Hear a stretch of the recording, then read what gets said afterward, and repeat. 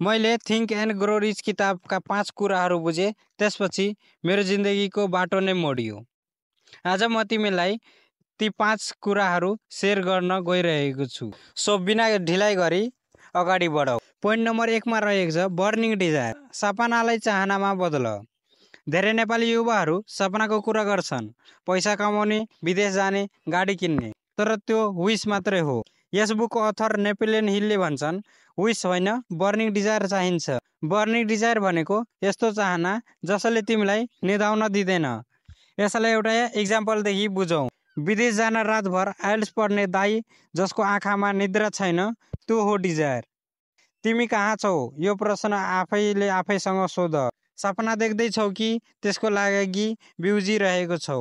Point number 2, clear goal लेख। दिमागलाई direction देऊ। यदि मैले सोधेँ भने तिमी जीवनमा के चाहन्छौ, तिमी सक्सेस भन्छौ। तर सक्सेस भन्नाले के हो? यस बुकको अथर नेपोलियन हिलले भनेका छन्, define it, right it, own it. म पहिला लेख्थेँ, दिमाग उल्झिन्थ्यो। तर एक दिन मैले लेखेँ, म 2025 भित्र 5 लाख कमाउने छु मेरो युट्युबबाट। Guess what? क्ल्यारिटी आयो नि। हो यस्तै। तिमी पनि लेख, आफूलाई डाइरेक्सनतिर लग। Point number 3, visualization. पहिला देख अनि बन। सक्सेस भोलि आउँछ, तर तिमीलाई आजै देख्नुपर्छ। नेपोलियन हिलले भन्छन्, तिमीले आफूलाई सफल देख्न सिक, आँखा बन्द गर। तिमीलाई पैसा आइरहेको छ, ऑडियन्स बढ्दैछन्, आमाले गर्व गरिरहेका छन्। भिजुअलाइजेसनको पावर यही हो।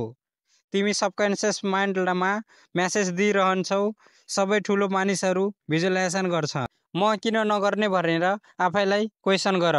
Point number 4, फेल्थ and self believe. डर हटाइदेऊ। हामी डराउँछौ, म सक्दिन होला, फेल भए के गर्ने? तर फेथ भनेको ब्लाइन्ड होप होइन, कन्फिडेन्ट प्लान हो। यस बुकको अथर नेपोलियन हिलले भन्छ, believe in yourself or no one else will. जब मैले विश्वास गर्न सिकेँ, जसरी हिँड्न सिकेँ, फेलबाट डर बिस्तारै हटियो।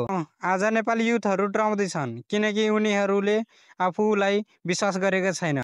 तिमीले आफैलाई क्वेसन गर, तिमीलाई विश्वास छ कि छैन। Point number 5, action without excuse. काम गर, बहाना नदेऊ।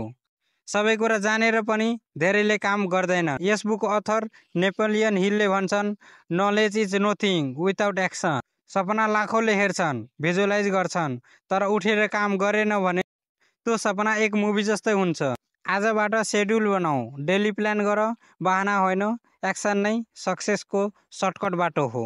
मैले सिकेको 5वटा कुरा यिनै थिइन्, डिजायर, गोल, भिजुअलाइजेसन, फेथ र एक्सन। नेपोलियन हिलले सिकाएका तर मैले जीवनमा एप्लाई गरेका पाठ हो।